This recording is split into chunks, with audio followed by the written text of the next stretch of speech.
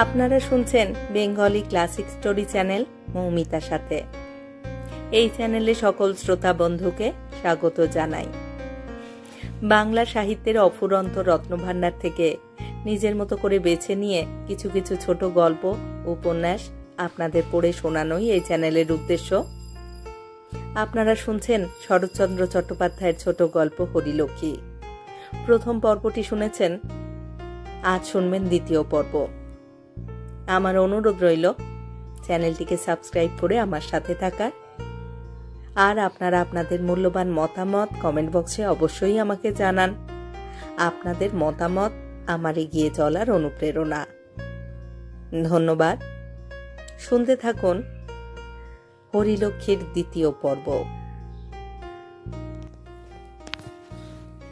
দ্বিতীয় পক্ষের তরুণী ভার্যা দেহ রক্ষার জন্য শিবচরণ কেবলমাত্র নিজের দেহ ভিন্ন আর সমস্তই দিতে পারিত। হরিলক্ষ্মী সেই দেহ বেলপুরে সারিতে চাহিল না। ডাক্তার পরামর্শ দিলেন হাওয়া বদলাইবার।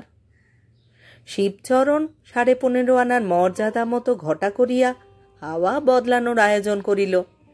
যাত্রার শুভ দিনে গ্রামের লোক ভাঙিয়া পড়িল। আসিল না কেবল বিপিন ও তাহার স্ত্রী। বাহিরে শিবচরণ যাহা না বলিবার তাহা বলিতে লাগিল, এবং ভিতরে বড় পিসি উদ্দাম হইয়া উঠিলেন। বাহিরেও ধোয়া ধরিবার লোকাভাব ঘটিল না, অন্তঃপুরেও তেমনি। পিসিমার চিৎকারের আয়তন বাড়াইতে যথেষ্ট স্ত্রীলোক জুটিল। কিছুই বলিল না শুধু হরিলক্ষ্মী। মেজ বউয়ের প্রতি তাহার ক্ষোভ অভিমানের মাত্রা কাহারও অপেক্ষায় কম ছিল না। সে মনে মনে বলিতে লাগিল, তাহার বর্বর স্বামী যত অন্যায় করিয়া থাকুক, সে নিজে তো কিছু করে নাই। কিন্তু ঘরের ও বাহিরের যেসব মেয়েরা চেঁচাইতেছিল, তাহাদের সহিত কোনো সূত্রেই কণ্ঠ মিলাইতে তাহার ঘৃণাবোধ হইল। যাইবার পথে পালকির দরজা ফাঁক করিয়া লক্ষ্মী উৎসুক চক্ষুতে বিপিনের জীর্ণ গৃহের জানালার প্রতি চাহিয়া রহিল, কিন্তু কাহারও ছায়াটুকুও তাহার চোখে পড়িল না। কাশীতে বাড়ি ঠিক করা হইয়াছিল, তথাকার জল বাতাসের গুণে নষ্ট স্বাস্থ্য ফিরিয়া পাইতে লক্ষ্মীর বিলম্ব হইল না। মাস চারেক পরে যখন সে ফিরিয়া আসিল, তাহার দেহের কান্তি দেখিয়া মেয়েদের গোপন ঈর্ষার অবধি রহিল না। হিম ঋতু আগত প্রায়। দুপুরবেলায় মেজ বউ চিররুগ্ন স্বামীর জন্য একটি পশমের গলাবন্ধ বুনিতেছিল। অনতি দূরে বসিয়া ছেলে খেলা করিতেছিল। সেই দেখিতে পাইয়া কলরব করিয়া উঠিল, মা, জ্যাঠাই মা। মা হাতের কাজ ফেলিয়া তাড়াতাড়ি একটি নমস্কার করিয়া লইয়া আসন বাতিয়া দিল। স্মিত মুখে প্রশ্ন করিল, শরীর নিরাময় হয়েছে দিদি? লক্ষ্মী কহিল, হ্যাঁ হয়েছে, কিন্তু না হতেও তো পারত, না ফিরতেও পারতাম। অথচ যাবার সময় একটিবার খোঁজও নিলে না। সমস্ত পথটা তোমার জানলার পানে চেয়ে চেয়ে গেলাম, একবার ছায়াটুকুও চোখে পড়ল না। রোগা বোন চলে যাচ্ছে, একটুখানি মায়াও কি হলো না মেজ বউ? এমনই পাষাণ তুমি। মেজ বউয়ের চোখ ছলছল করিয়া আসিল, কিন্তু সে কোনো উত্তরই দিল না। লক্ষ্মী বলিল, আমার আর যা দোষী থাকুক মেজ বউ, তোমার মতো কঠিন প্রাণ আমার নয়। ভগবান না করুন, কিন্তু অমন সময় আমি তোমাকে না দেখে থাকতে পারতাম না। মেজ বউ এই অভিযোগের কোনো জবাব দিল না, নিরুত্তরে দাঁড়াইয়া রহিল। লক্ষ্মী আর কখনো আসে নাই, আজ এই প্রথমেই বাড়িতে প্রবেশ করিয়াছে। ঘরগুলি ঘুরিয়া ফিরিয়া দেখিয়া বেড়াইতে লাগিল। শতবর্ষের জড়া জীর্ণ গৃহ, মাত্র 3খানি কক্ষ, কোনো মতে বাসোপযোগী রইয়াছে। দরিদ্রের আবাস, আসবাবপত্র নাই বলিলেই চলে। ঘরের চুনমালি খসিয়াছে, সংস্কার করিবার সামর্থ্য নাই। তথাপি অনাবশ্যক অপরিচ্ছন্নতা এতটুকু কোথাও নাই। স্বল্প বিছানা ঝরঝর করিতেছে। 2-4খানি দেবদেবীর ছবি টাঙানো আছে, আর আছে মেজ বউয়ের হাতের নানাবিধ শিল্পকর্ম, অধিকাংশই পশম সুতার কাজ। তাহা শিক্ষানবিশীর হাতের লাল ঠোঁটওয়ালা সবুজ রঙের টিয়া পাখি অথবা 5 রঙা বেড়ালের মূর্তি নয়। মূল্যবান ফ্রেমে আটা লাল, নীল, বেগুনি, ধূসর পাশুটে নানা বিচিত্র রঙের সমাবেশে পশমে বোনা ওয়েলকাম অথবা আসুন বসুন অথবা বানান ভুল গীতা শ্লোকার্ধ নয়। লক্ষ্মী সবিস্ময়ে জিজ্ঞাসা করিল, ওটি কার ছবি মেজবো? যেন চেনা চেনা ঠেকছে। মেজবো সলজ্জে হাসিয়া কহিল, ওটি তিলক মহারাজের ছবি। দেখে বনবার চেষ্টা করেছিলাম দিদি, কিন্তু কিছুই হয়নি। এই কথা বলিয়া সম্মুখের দেওয়ালে টাঙানো ভারতের কৌস্তব মহাবীর তিলকের ছবি আঙুল দিয়া দেখাইয়া দিল।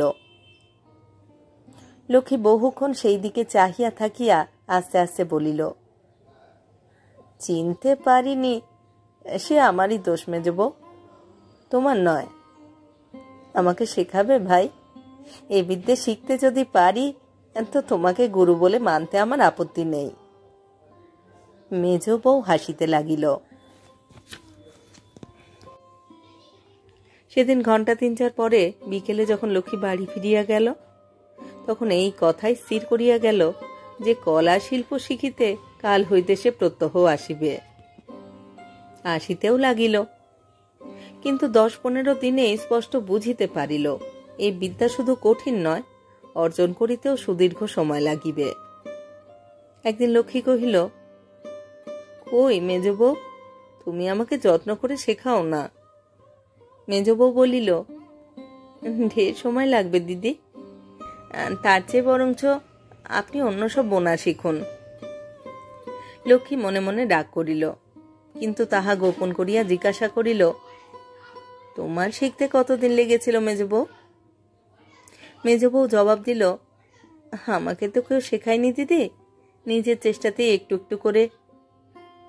লক্ষ্মী বলিল, তাইতেই, নইলে পরের কাছে শিখতে গেলে তোমারও সময়ের হিসেব থাকত। মুখে সে যাহাই বলুক, মনে মনে নিঃসন্দেহে অনুভব করিতেছিল মেধা ও তীক্ষ্ণ বুদ্ধিতে এই মেজ বউয়ের কাছে সে দাঁড়াইতে পারে না। আজ তাহার শিক্ষার কাজ অগ্রসর হইল না, এবং যথাসময়ের অনেক পূর্বেই সুত সুতা প্যাটার্ন গুটাইয়া লইয়া বাড়ি চলিয়া গেল। পরদিন আসিল না, এবং এই প্রথম প্রত্যহ আশায় তাহার ব্যাঘাত হইল। 3-4 পরে আবার একদিন হরিলক্ষ্মী তাহার সুত সুতার বাক্স হাতে করিয়া এই বাটিতে আসিয়া উপস্থিত হইল। মেজ বউ তাহার ছেলেকে রামায়ণ হইতে ছবি দেখাইয়া দেখাইয়া গল্প বলিতেছিল। সসম্ভ্রমে উঠিয়া আসন পাতিয়া দিল।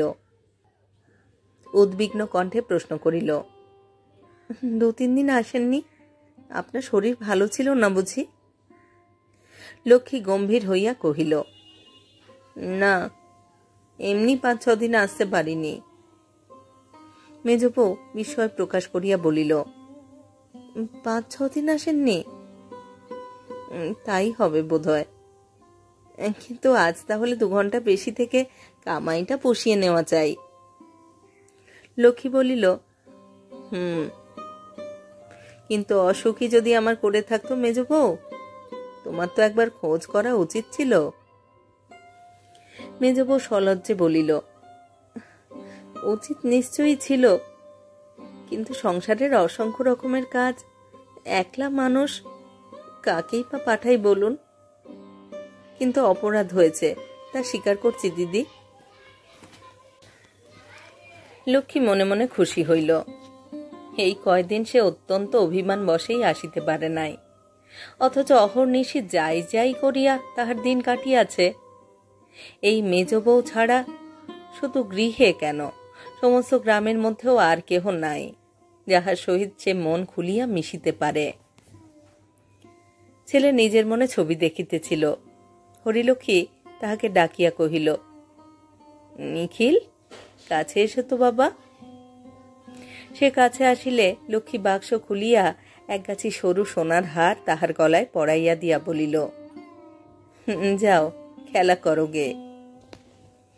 মায়ের মুখ গম্ভীর হইয়া উঠিল। সে জিজ্ঞাসা করিল, আপনি আপনি কি ওটা দিলেন নাকি? লক্ষ্মী স্মিত মুখে জবাব দিল, দিলাম বই কি। মেজ বউ কহিল, আপনি দিলেই বা ও নেবে কেন? লক্ষ্মী অপ্রতিভ হইয়া উঠিল, কহিল, জ্যাঠাইমা কি একটা হার দিতে পারে না? মেজ বউ বলিল, তা জানি নে দিদি, কিন্তু এ কথা নিশ্চয় জানি মা হয়ে আমি নিতে দিতে পারি নে। নিখিল, ওটা খুলে তোমার জ্যাঠাইমাকে দিয়ে দাও। দিদি, আমরা গরিব, কিন্তু ভিখিরি নই। কোনো একটা দামি জিনিস হঠাৎ পাওয়া গেল বলেই দুহাত পেতে নেব, তা নিই নে। লক্ষ্মী স্তব্ধ হইয়া বসিয়া রহিল। আজও তাহার মনে হইতে লাগিল, পৃথিবী দ্বিধা হও। যাবার সময় সে কহিল, কিন্তু এই কথা তোমার ভাসুরের কানে যাবে মেজ বউ? মেজ বউ বলিল, তার অনেক কথা আমার কানে আসে, আমার একটা কথা তার কানে গেলে কান অপবিত্র হবে না। লক্ষ্মী কহিল, বেশ, পরীক্ষা করে দেখলেই হবে। একটু থামিয়া বলিল, আমাকে খামোকা অপমান করবার দরকার ছিল না মেজ বউ, আমিও শাস্তি দিতে জানি। মেজ বউ বলিল, হে আপনার রাগের কথা, নইলে আমি যে আপনাকে অপমান করিনি, শুধু আমার স্বামীকেই খামোকা অপমান করতে আপনাকে দিইনি, এ বোঝবার শিক্ষা আপনার আছে। লক্ষ্মী কহিল, তা আছে, নেই শুধু তোমাদের পাড়া গিয়ে মেয়ের সঙ্গে কোঁদল করবার শিক্ষা। মেজ বউ এই কটূক্তির জবাব দিল না, চুপ করিয়া রহিল। লক্ষ্মী চলিতে উদ্যত হইয়া বলিল, ওই হারটুকুর দাম যাই হোক, ছেলেটাকে স্নেহ বশেই দিয়েছিলাম, তোমার স্বামীর দুঃখ দূর হবে ভেবে দিইনি। মেজ বউ, বড়লোক মাত্রেই গরিবকে শুধু অপমান করে বেড়ায়, এইটুকুই কেবল শিখে রেখেছ। ভালোবাসতেও যে পারে, এ তুমি শেখনি। শেখা দরকার, তখন কিন্তু গিয়ে হাতে পায়ে পড়ো না। প্রত্যুত্তরে মেজ বউ শুধু একটু মুচকিয়া হাসিয়া বলিল, না দিদি, সে ভয় তোমাকে করতে হবে না।